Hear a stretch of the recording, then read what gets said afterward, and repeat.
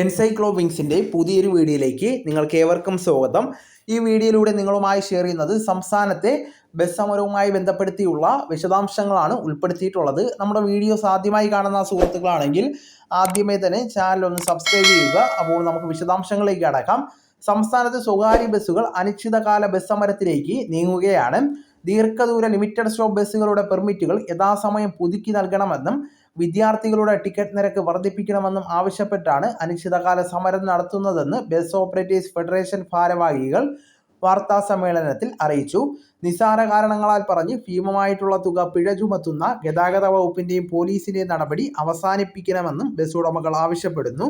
KSRTC തൊഴിലാളി യൂണിയന്റെ സമ്മർദ്ദത്തിന് വഴങ്ങി ഗതാഗത വകുപ്പിൽ നിന്ന് ബസ്സുകളുടെ പെർമിറ്റുകൾ പുതുക്കി ലഭിക്കുന്നില്ല.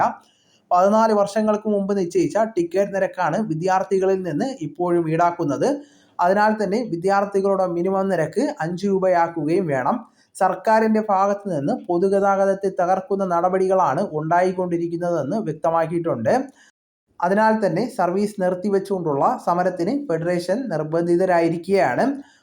3-4 ദിവസങ്ങൾക്കുള്ളിൽ മറ്റ് ബസ് ഉടമ സംഘടനകളുമായി തൊഴിലാളി സംഘടനകളുമായി കൂടിയാലോചന നടത്തി സമരത്തിൻ്റെ രീതിയും നയവും പ്രഖ്യാപിക്കുമെന്നും വ്യക്തമാക്കിയിട്ടുണ്ട്.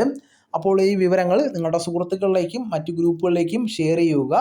നമുക്ക് തുടർന്നും വിജ്ഞാനപരമായിട്ടുള്ള മറ്റ് വീഡിയോസും ആനുകാലിക വിവരങ്ങളുമായിട്ട് വീണ്ടും കാണാം. അതുവരെ ഗുഡ് ബൈ.